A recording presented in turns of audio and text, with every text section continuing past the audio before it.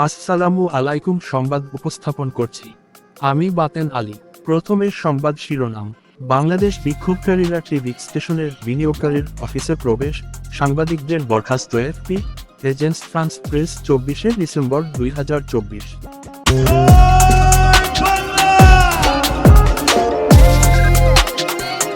আসসালামু আলাইকুম, আমি মনিকা মনি।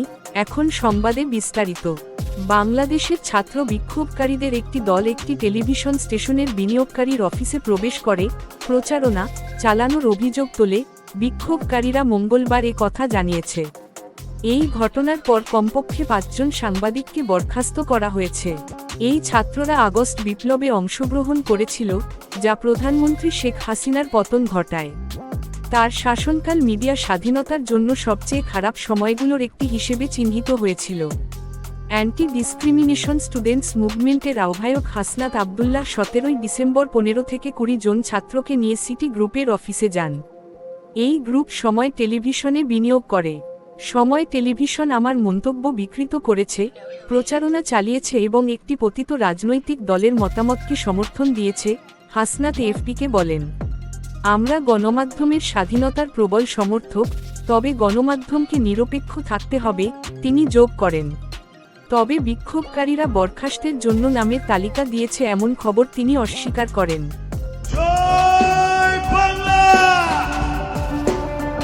এদিকে টেলিভিশন স্টেশনটির তহবিলদাতা ব্যবসায়িক গোষ্ঠীর ব্যবস্থাপনা পরিচালক বারবার যোগাযোগের চেষ্টার পরও কোনো মন্তব্য করেননি। এই ঘটনা বিপ্লব পরবর্তী সময়ে সাংবাদিকদের মধ্যে ভীতিকে আরও বাড়িয়ে দিয়েছে।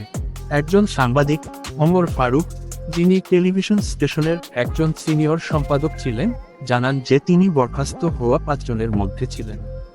টেলিভিশন কর্তৃপক্ষ আমাদের মধ্যে কয়েকজনকে স্টেশনের বৃহত্তর স্বার্থের পদত্যাগ করতে অনুরোধ করেছে, ফারুক এফপিকে বলেন। আমরা সিদ্ধান্তের ব্যাখ্যা চেয়েছিলাম, তবে কর্তৃপক্ষ তা দিতে অস্বীকৃতি জানায়, তিনি যোগ করেন।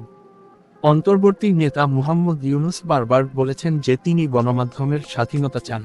ইউনুসের প্রেস সচিব শফিকুল আলম সরকারকে এই ঘটনায় জড়িত করতে অস্বীকৃতি জানিয়ে বলেন, যদি কেউ কোনো পদক্ষেপ নেয়, তার দায়িত্ব তাদেরই। এদিকে গণমাধ্যম পর্যবেক্ষকরা বলছেন, অনেক সাংবাদিক, যাদের সমালোচকরা হাসিনার শাসনকালে তার সমর্থক হিসেবে দেখেন, পুলিশ তদন্তের মুখোমুখি হচ্ছেন এবং তাদের অতীত কাজের প্রতিশোধ হিসেবে আইনি মামলার শিকার হচ্ছেন। কমপক্ষে 4 জন সাংবাদিককে কারাগারে পাঠানো হয়েছে এবং দেশের বিভিন্ন স্থানে বহু সাংবাদিকের বিরুদ্ধে মামলা দায়ের করা হয়েছে। হাসিনা এবং তার সরকার স্বাধীন কয়েকটি গণমাধ্যমের ওপর অতিরিক্ত চাপ প্রয়োগের অভিযোগে বারবার অভিযুক্ত হয়েছেন। এর মধ্যে রয়েছে সংবাদপত্র ও টিভি চ্যানেল বন্ধ করে দেওয়া এবং সাংবাদিকদের কারাগারে পাঠানো। হাসিনার সরকার পতনের পর সময় টিভিসহ কয়েকটি টিভি চ্যানেল তাদের আওয়ামী লীগের প্রতি আনুগত্যের অভিযোগে আক্রমণের শিকার হয়। নভেম্বরে বিক্ষোভকারীরা দেশের সবচেয়ে বড় বাংলা ভাষার সংবাদপত্র প্রথম আলোর কার্যালয় অবরোধ করে এবং এটি বন্ধ করার হুমকি দেয়। একই ধরনের হুমকি দেওয়া হয় দ্য ডেইলি স্টারকেও। বাংলাদেশে দীর্ঘদিন ধরে গণমাধ্যমের স্বাধীনতা হুমকির মুখে রয়েছে।